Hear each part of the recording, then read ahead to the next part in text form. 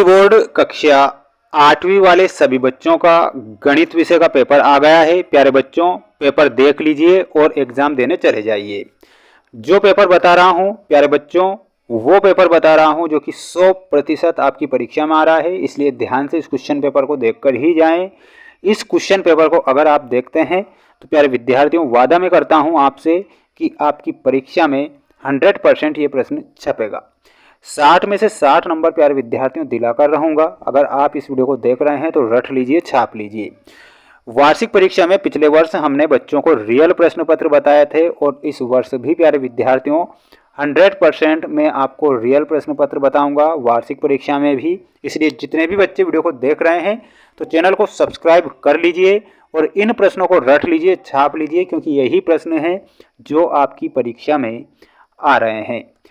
Paper जब आपके हाथों में होगा, पहला प्रश्न देखने को मिलेगा कि सही विकल्प जो उनका लिखे हुए समांतर चतुर्भुज का गुणधर्म क्या है। समांतर चतुर्भुज का गुणधर्म क्या होता है, तो इसमें क्या लिखना है? विकर्ण एक दूसरे को समद्विभाजित करते हैं, विकर्ण परस्पर लंब होते हैं, विकर्ण बराबर माप के होते हैं, या फिर उपरोक्त में से कोई नहीं। तो प्यारे बच्चों, इसमें क्या करना है? विकर्ण जो होते हैं एक दूसरे को समद्विभाजित करते हैं, यानी कि समांतर चतुर्भुज का ये गुणधर्म है। ऑप्शन नंबर फर्स्ट आपको करेक्ट उत्तर के रूप में याद रखना है। वहीं अगला प्रश्न दिया जाएगा आपकी स्क्रीन के सामने। जल्दी से जल्दी सभी विद्यार्थी ज्वाइन हो जाइए और चैनल को सब्सक्राइब कर लीजिए। देखिएगा, अगला प्रश्न पूछा जाएगा आपसे, जितनी बार कोई एक प्रविष्ट आंकड़ों में आती है उसे क्या कहते हैं? तो उसे क्या कहते हैं कि जितनी बार कोई एक प्रविष्टि आंकड़ों में आती है तो उसे बारंबारता कहते हैं। तो प्यारे बच्चों, यहाँ पर आपको बारंबारता लिख कर आना है, ठीक है। बारंबारता हमारा सही उत्तर के रूप में हो जाएगा। नेक्स्ट प्रश्न आपको मैं बता देता हूँ, उससे पहले एक जानकारी मैं देना चाहूँगा प्यारे विद्यार्थियों। सबसे पहले तो कमेंट बॉक्स में जय श्री राम का मैसेज करना है सभी बच्चों को। क्या करना है? जय श्री राम का मैसेज कर दिए जितने बच्चे वीडियो को देख रहे हैं। तो अब देखिएगा, निम्न में से कौन सी संख्या अंक 1 पर समाप्त होगी, यानी कि जब उसका वर्गमूल निकालोगे तो वो 1 पर समाप्त होनी चाहिए। तो यहाँ पर आप देख सकते हैं ऑप्शन दिए गए हैं 123, 77 का वर्गमूल, 82 का, या फिर 169 का वर्गमूल।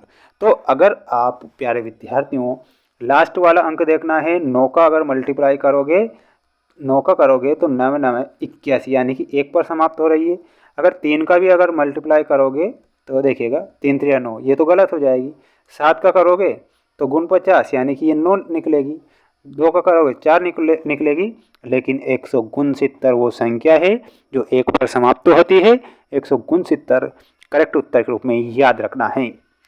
वही नेक्स्ट प्रश्न पूछा जाएगा, सभी बच्चे ध्यान रखें, सही सूत्र का चयन आपको करना है। ये प्रश्न पूछा जाएगा तो सही सूत्र का चयन क्या होता है प्यारे विद्यार्थियों, आपको बताना है ऑप्शन नंबर फर्स्ट, ठीक है। ए बराबर पी 1 + r/100n, ठीक है। तो हमारा फर्स्ट वाला ये सही सूत्र है, तो ध्यान रखना है। नेक्स्ट प्रश्न देख लीजिए, सभी बच्चे चैनल को सब्सक्राइब करेंगे। वादा मैं करता हूं कि पिछले वर्ष की तरह इस वर्ष भी वायरल पेपर साबित होगा और वो प्रश्न आ जाएंगे आपकी परीक्षा में जो आपने कभी जीवन में सोची नहीं होगी। सही आकार प्रकार का चयन कीजिए प्यारे विद्यार्थियों। वर्ग त्रिविमीय तो, या फिर गोला द्विविमीय, या फिर वृत्त त्रिविमीय, या फिर शंकु त्रिविमीय। तो फिफ्थ में हमारा बताना है जो शंकु होता है वो त्रिविमीय आकार का होता है। और शंकु कैसा बनता है? शंकु इस प्रकार से शंकु बनता है। किस प्रकार से? ये शंकु होता है जो कि त्रिविमीय आकार का होता है। वर्ग कैसा होता है? वर्ग 4 आकार। गोला कैसा होता है? गोला गोल होता है ना। वृत्त कैसा होता है? वृत्त भी गोल होता है ना। तो शंकु जो होता है वो त्रिविमीय आकार का होता है, ये ध्यान रखना है। बेलन का आयतन आपसे पूछा जाएगा प्यारे बच्चों। बेलन का आयतन जो होता है πr²h, ये बेलन का आयतन होगा। यहाँ पर ऑप्शन नंबर सेकंड करेक्ट करना है। मूल बिंदु के निर्देशांक होते हैं प्यारे बच्चों, मूल बिंदु के जो निर्देशांक होते हैं 0 0 मूल बिंदु के निर्देशांक होते हैं, तो 0 0 ध्यान रखना है। वहीं अगला प्रश्न ये रहा आपकी स्क्रीन के सामने प्यारे बच्चों, रेखा आलेख जो एक पूर्ण अखंडित रेखा हो उसे क्या कहते हैं? तो 8 में आपका सही उत्तर क्या हो जाएगा, उसे रेखिक आलेख बोला जाता है। क्या बोला जाता है? रेखिक आलेख बोला जाता है। तो रेखिक आलेख करना है।